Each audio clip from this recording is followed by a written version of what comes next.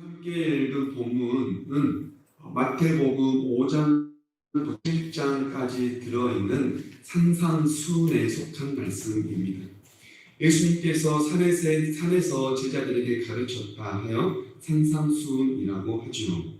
예수님께서는 그곳에서 제자들에게 앞으로 예수님이 없는 동안 예수님을 기다리는 제자들이 어떠한 삶을 살아야 하는지에 대한 종교적 규범 그리고 윤리적 사회적 규범을 제자들에게 가르쳤습니다.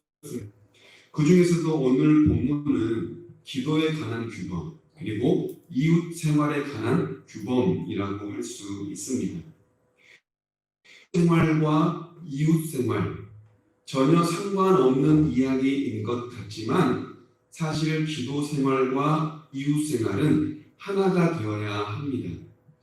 기도 생활 따로 이웃 생활 따로 상반된 모습을 나타내면 그것은 하나님의 뜻이 아닙니다.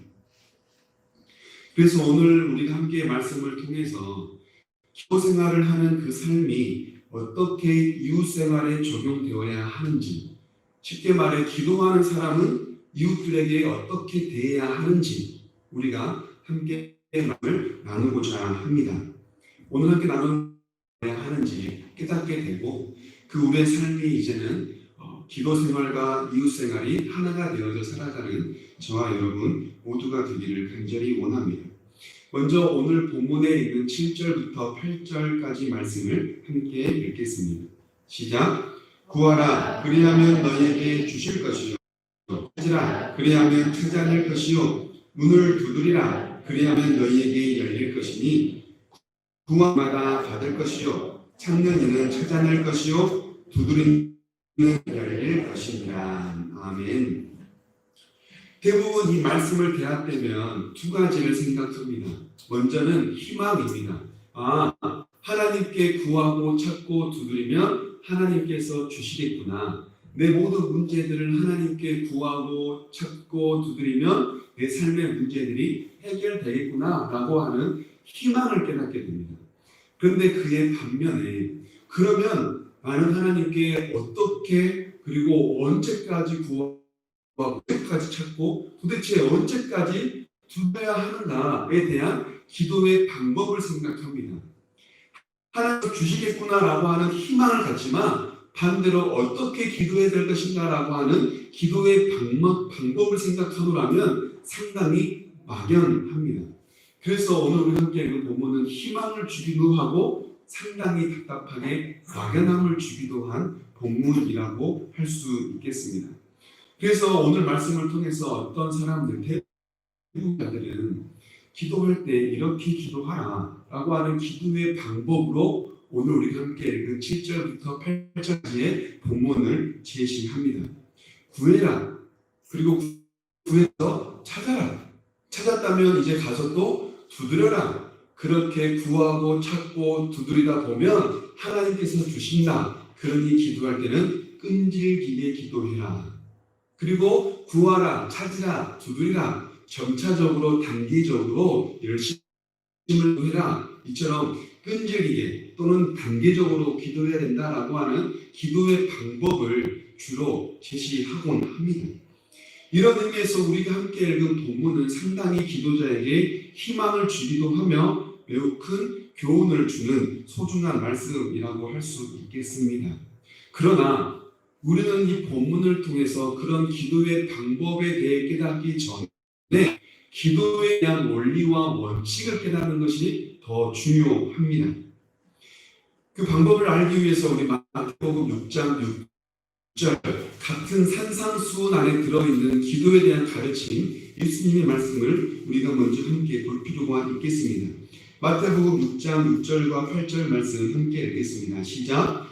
너는 기도할 때 내 돌방에 문을 닫고 은밀한 중에 계신 내 아버지께 기도하라. 은밀한 중에 계신 내 아버지께서 들으시리라. 아멘. 8절. 그러므로 그들을 본받지 말라. 구하기 전에 너에게 있어야 할 것을 하나님 너희 아버지가 아시느니라. 아멘.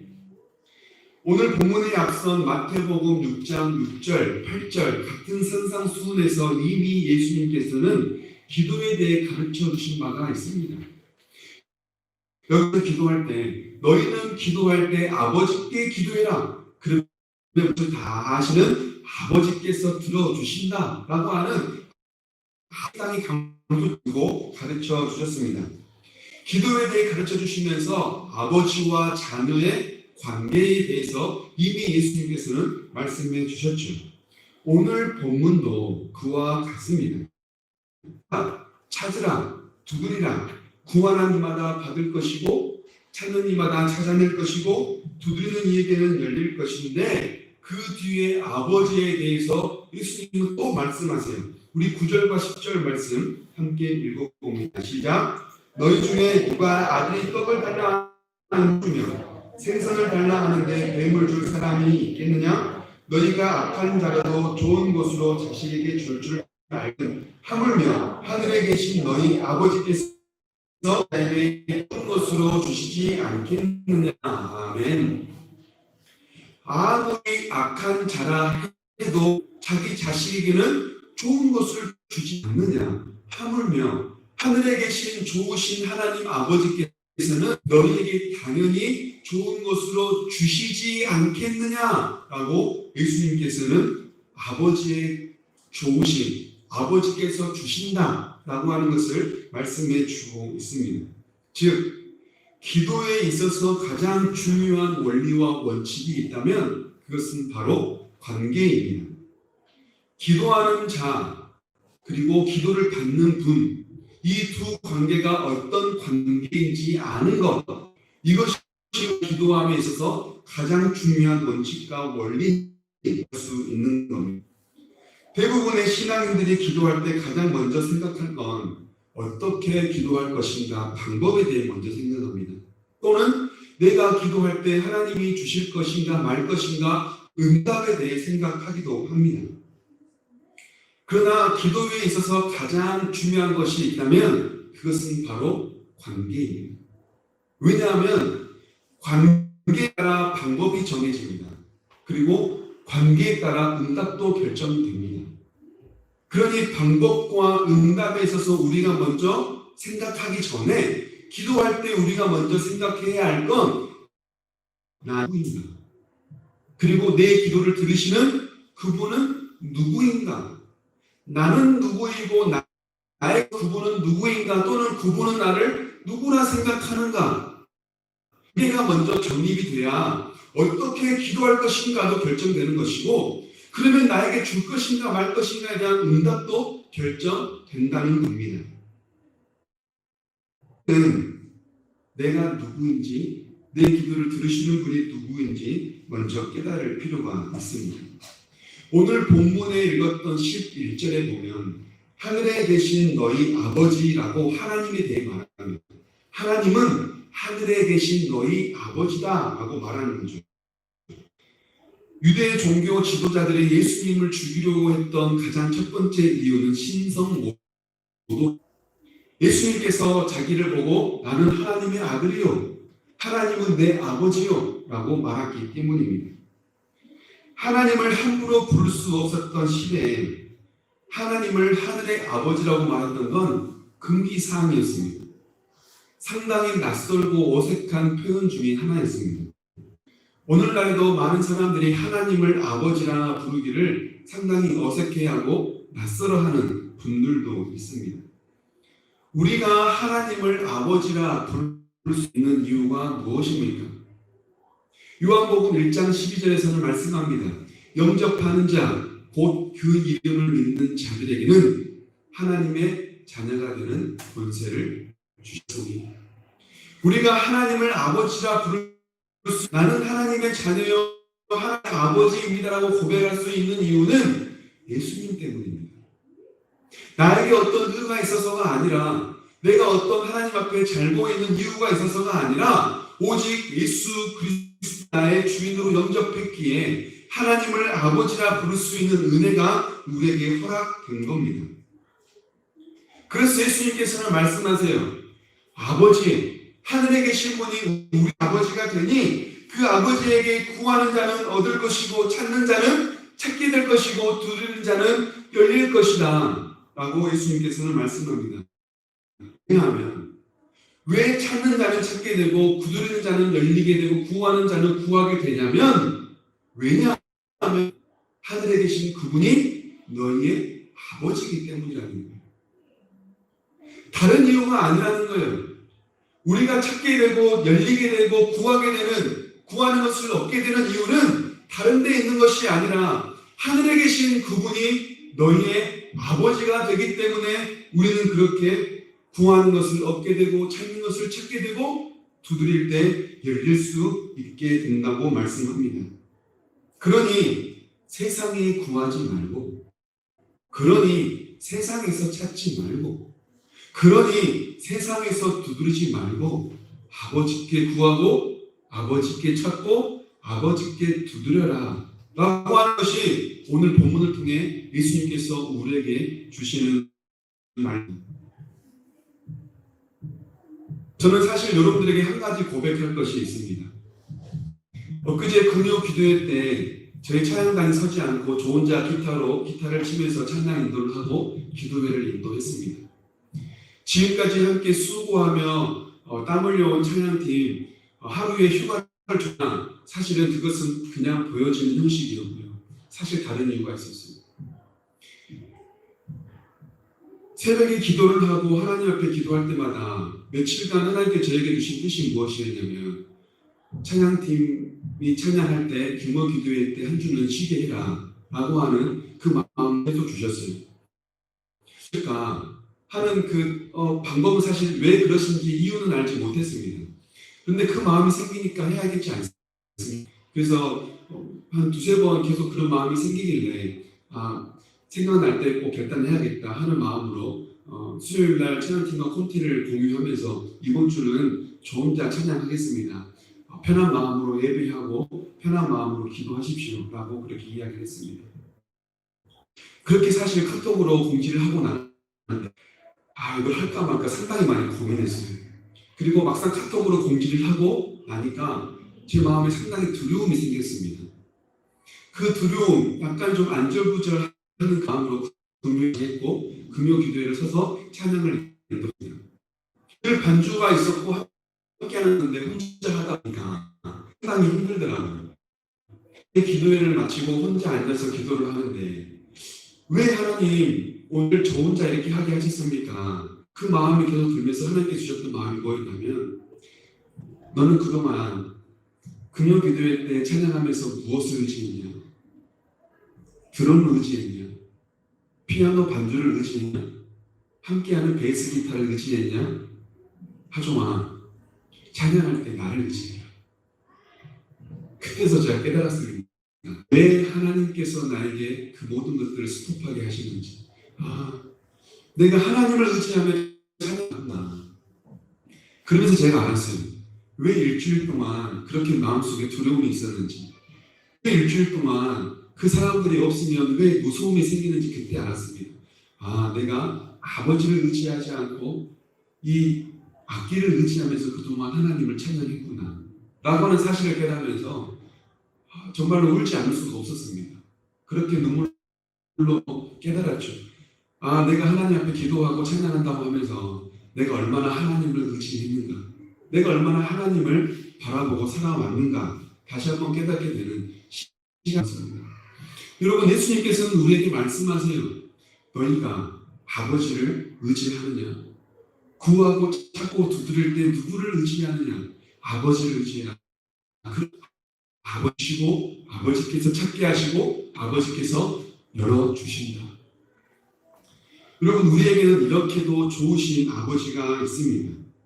달라고만 해도 주시고 찾기만 해도 찾게 해주시고 두드리기만 해도 열게 해주시는 그 좋으신 아버지가 우리에게 있다는 겁니다. 그렇다면, 그렇게 좋으신 아버지가 너희에게 있다면 그러면 너희는 앞으로 어떻게 살래? 라고 우리에게 주님께서는 물어보세요. 그러면 우리는 여러분 어떻게 살아야 합니까? 그게 바로 우리가 함께 읽은 본문의 12절입니다. 우리 12절 말씀 함께 읽어봅니다. 시작. 그러므로 무엇이든지 남에게 대접을 받고자 하는 대로 너희도 남을 대접하라. 이것이 율법이요 선지자니라. 아멘. 너희에게 그렇게 좋으신 아버지가 있다면 구하기만 하면 주시고 찾기만 하면 찾게 하시고 두드리기만 해도 주는 분이 그렇게도 좋으신 아버지가 너희에게 있다면 너희는 어떻게 살래? 누군가가 너희에게 구할 때, 누군가를 찾을 때, 누군가가 너희를 두드릴 때 너희도 줘라. 너희도 그렇게 베풀어라. 너희 그렇게 나에게 원해서 내 마음 두드렸지 않느냐? 너희 그렇게 원해서 나에게 달라고 했지 않느냐? 그렇다면 누군가 너에게 구할 때 너희도 줘라. 좋으신 아버지가 있다면 너희도 좋은 자녀가 되라. 오늘 함께 나눈 본문이 좋으신 아버지, 좋은 자녀입니다. 나에게 대접을 받고자 하는 대로 너희도 남을 대접해라 라고 하는 건 타산이나 이윤적인 방식이 아닙니다. 남에게 대접하면 나에게 오겠지?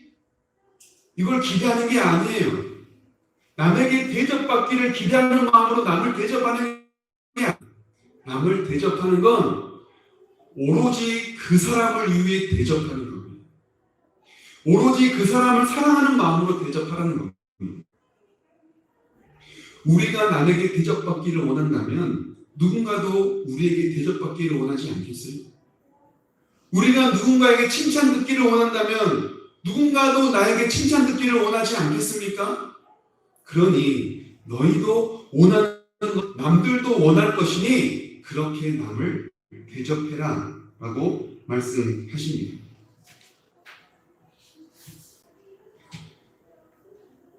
오늘 본문 남에게 대접받고자 하는 대로 너희도 남을 대접해라 라고 하는 본문이 하나님께 기도해라 라고 하는 기도와 함께 연결되어 있죠. 그러면 우리는 이 기도와 대접하는 것을 함께 연관지어 생각해 볼 수 있겠습니다. 우리는 하나님께 기도하며 도움을 구하죠. 주십시오. 하나님께서 열어주십시오. 하나님께서 찾게 해주십시오. 그렇다면 남들도 누군가 우리에게 구하거나 찾거나 두드릴 수 있을 겁니다. 우리가 그렇게 하나님을 의지하는 것처럼 누군가는 나를 의지할 겁니다. 내 자녀가 나를 의지했든 나와 함께 살아가는 동료가 의지하든 내 친구가 나를 의지하든 내 가족이 나에게 무엇인가 기대하든 그렇다면 우리가 하나님께 의지하는 것처럼 누군가 나에게 의지할 때 그 사람들을 대접하는 것. 이것이 곧 율법이요 선지자니라라고 예수님께서 말씀하세요. 율법입니까? 하나님 외에 다른 신을 섬기지 말라라고 하는 것도 율법이 도둑질하지 말라, 간음하지 말라, 신고하지 말라, 살인하지 말라. 우리가 지난주에 나누었던 오퉁이를 이 모든 것 다 율법이지 않습니까? 그리고 선지자는 뭡니까? 구약시대의 선지자는 늘 말했어요. 하나님 한 분만 사랑하라. 너가 살아가는 삶 가운데 정의와 공의를 행하라. 이게 바로 선지자들의 끊임없는 외침이었습니다. 곧 율법과 선지자니라라고 하는 이 예수님의 말씀은 남에게 대접해라라고 하는 남에게 대접받고자 하는 대로 너희도 남을 대접하라라고 하는 이 말씀은 곧 뭐냐면 구약의 전체적인 핵심이다라고 말하는 거예요. 구약에 수많은 율법이 있고 구약에 수많은 가르침이 있고 구약에서 수없이 선지자들이 외쳐왔던 그 말씀이 있는데 그것을 딱 하나로 요약해보자면 그것은 바로 뭐냐면 남에게 대접받고자 하는 대로 남을 대접해라. 이것이 바로 핵심이라는 거예요. 남에게 대접을 받고자 하는 대로 너희도 남을 대접해라 라고 하는 것 아주 중요한 가르침이자 말씀이라는 것을 우리에게 가르쳐 줍니다. 고린도후서 6장 10절은 우리도 시작. 가난한 자 같으나 많은 사람을 부유하게 하고 아무것도 없는 자 같으나 모든 것을 가진 자로다. 아멘. 바울의 고백입니다. 바울은 자신이 모든 것을 다 가졌다고 그래서 많은 사람들을 자신이 가진 걸로 부유하게 하는데 그런데 사실 바울은 가난한 자였습니다. 그럼에도 불구하고 모든 것을 가진 자로다라고 스스로 고백할 수 있었던 이유는 세상 기준으로 자기 자신을 바라봤던 것이 아니라 하나님 기준으로 자신을 바라봤기 때문이에요. 세상 기준으로 보면 바울은 가난한 고아입니다. 세상 기준에서 보면 바울은 집 없는 떠돌이 신세입니다. 그러나 하나님 기준으로 보면 바울은 하나님의 아들입니다. 하나님 기준으로 본다면 바울은 천국 시민입니다. 하나님께서 보신다는 것 아니에요. 하나님이 보신다면 바울은 집 없는 떠돌이 신세가 아니에요. 하나님이 바울의 아버지가 되시고 하나님의 집이 곧 바울의 집이 됩니다. 우리는 사도신경에서 이렇게 고백하지 않아요? 나는 전능하신 아버지 하나님, 천지의 창조주를 믿습니다. 하나님이 내 아버지이십니다. 세상을 창조하시고 모든 것을 다 가능하게 하시는 전능하신 분이 내 아버지입니다. 우리는 사도신경을 통해 매 예배마다 그렇게 고백합니다. 남에게 대접받고자 하는 대로 남을 대접하라. 이것이 율법이요 선지자니요. 구약에서 가르쳐온 하나님께서 말씀하신 가장 중요한 가르침이 바로 이것이다. 그러니 이것이 얼마나 중요하고 우리가 살아가면서 정말로 실천해야 될 것 중에 한 가지라는 사실을 우리는 분명히 깨달았습니다. 그런데 이것을 행하기가 여간 쉽지 않아요. 내가 대접받고자 하는 거 원하는 것 알겠는데 그렇게 남에게 대접하는 게 너무나 어려워요. 그럴 때 우리에게 어떻게 하시냐면 하나님이 내 아버지란 사실을 기억하는 거예요. 남에게 대접받고자 하는 대로 내가 대접하는 건 힘들지. 막상 내가 대접하려고 하니 번전 생각나지. 막상 남에게 모퉁이를 남겨두고 그것을 주려고 하니까 아쉽지. 그럴 때 내가 하려고 하지 말고 하나님이 아버지라는 사실을 기억해라. 내가 구하기만 하면 주고 찾기만 하면 찾게 해주시고 두드릴 때마다 열리게 해주셨던 그 하나님이 너희의 아버지심을 기억해라. 그 아버지가 너희의 아버지, 그 하늘에 계신 하나님이 너희의 아버지인 사실을 기억하고 깨달음으로 말미암아 마음이 넉넉해져라. 그 넉넉함으로 남을 대접해라. 예수님께서는 우리에게 그렇게 말씀하십니다. 여러분, 남에게 대접받고자 하는 대로 남을 대접하는 것 결코 쉽지 않습니다. 상당히 어렵죠. 요즘 보지 않습니다. 부모가 자녀에게 하는 것도 상당히 어려워요. 자녀 또한 부모에게 그렇게 하잖아요. 나를 낳아주시고 나를 길러주신 부모님에게 내가 배 아파서 낳은 자녀에게 그렇게 하는 것도 어려운데 남에게 하는 것 더 어렵지 않겠어요? 그러니 우리에게 하나님이 계신다는 사실을 기억해야 합니다. 내 것으로 하려고 하니 어려운 거예요. 이건 내 것이다 생각하니 어려운. 그러나 하나님의 것이고 하나님이 또 주실 것이고 하나님이 내 앞길을 인도하신다. 그 하나님이 내 아버지다 라고 하는 사실을 깨닫게 될 때 우리는 그렇게 하게 되는 삶을 살게 될 줄로 믿습니다.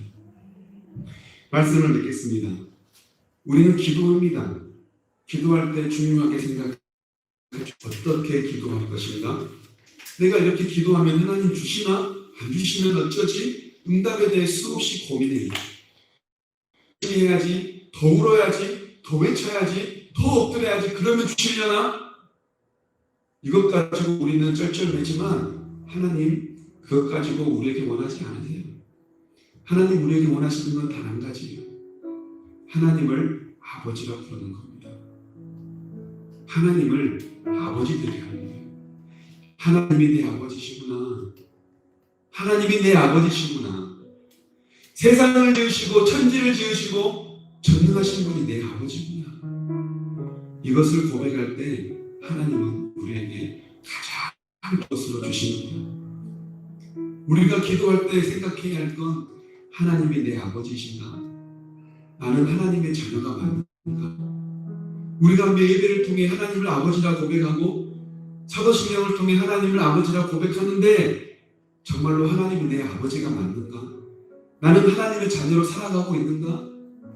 나에 대한 정체성, 하나님에 대한 존재, 정말로 나는 아버지가 모시고 있는지에 대한 그 내 자신을 바라보게 될 때 여러분 하나님은 우리 삶에 내가 생각지도 못한 좋은 것을 주십니다. 걱정하지 마세요. 하나님이 우리 아버지세요. 내가 염려할 것 없어요. 하나님이 내 아버지세요. 어떻게 기도할지 고민하지 마세요. 하나님이 내 아버지세요. 그 아버지를 바라봄으로 살아가는, 그 아버지를 바라봄으로 내가 원하는 것 남에게도 베풀 수 있는 그 넉넉한 삶을 살아가는 저와 여러분 모두가 되기를 간절히 원합니다.